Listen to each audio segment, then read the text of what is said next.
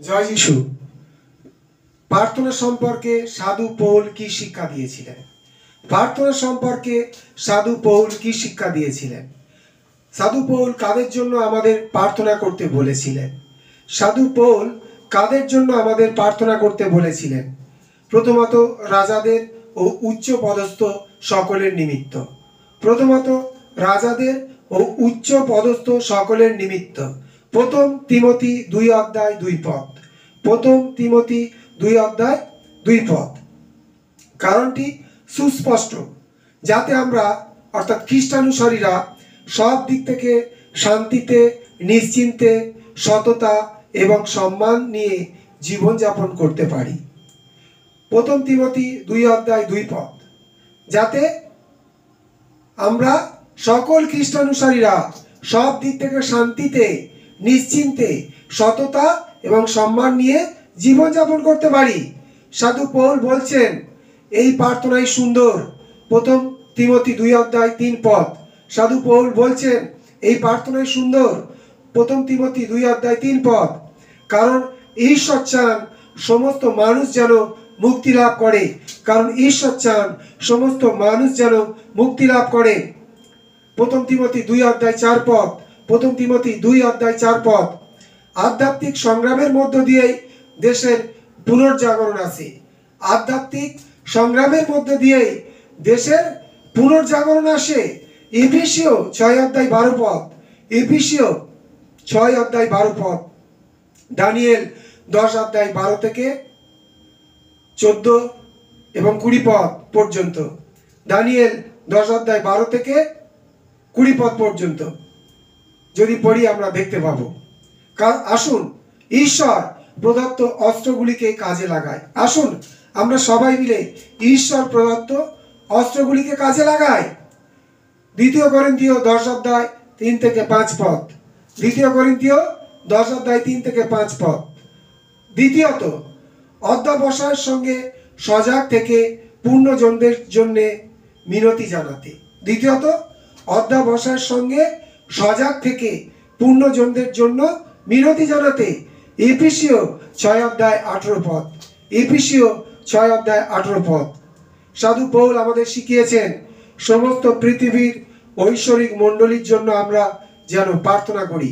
সাধু পৌল আমাদের শিখিয়েছেন সমস্ত পৃথিবীর ঐশ্বরিক মণ্ডলীগুলির জন্য যেন আমরা প্রার্থনা করি।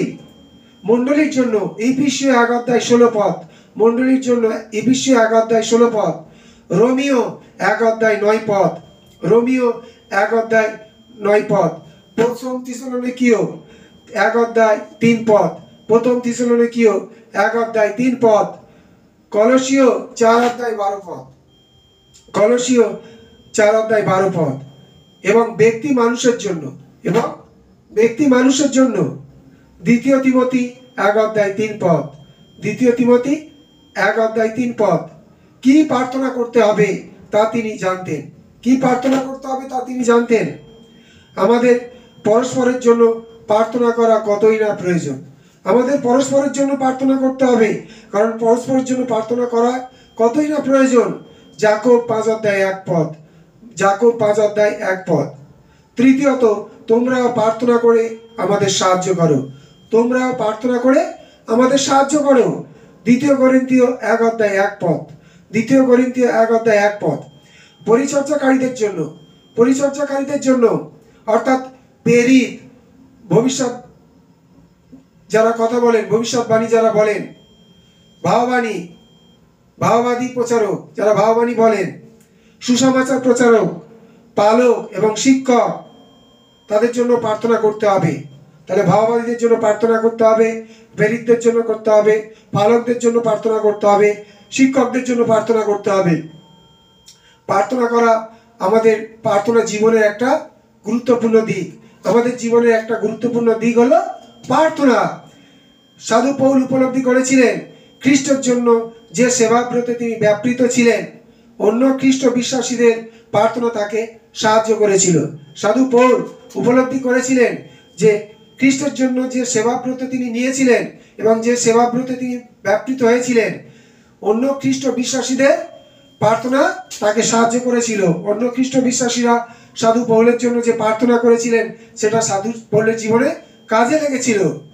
ফিলিপিও 1:19 ফিলিপিও 1:19, রোমিও 15:30, রোমিও 15:30, প্রথম থিসলনিকীয় 5:25, প্রথম থিসলনিকীয় 5:25, দ্বিতীয় থিসলনিকীয় 3:1, দ্বিতীয় থিসলনিকীয় 3:1,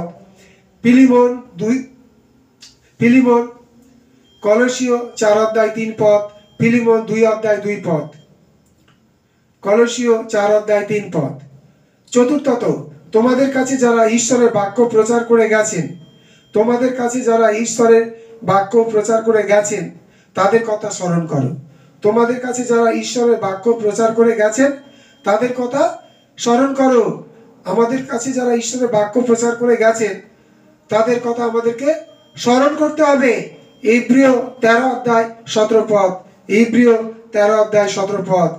আমাদের সহযোগিতার জন্য ঈশ্বর যেসব প্রাচীনদের দিয়েছিলেন তাদের জন্য প্রার্থনা করা আমাদের প্রার্থনাশীল জীবনের একটি গুরুত্বপূর্ণ দিক। আমাদের প্রার্থনাশীল জীবনের একটি গুরুত্বপূর্ণ দিক কোনটি?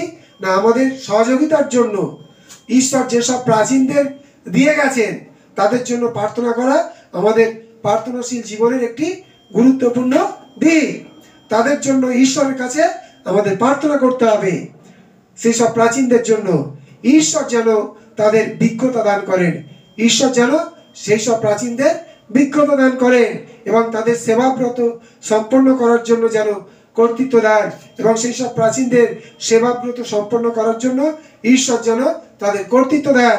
ইব্রিয় 13:17, ইব্রিয় 13:17। তাদের স্মরণ করলে আমরা তাদের জন্য প্রার্থনা করব, তাদের স্মরণ করলে আমরা তাদের জন্য প্রার্থনা করব। জয় যিশু।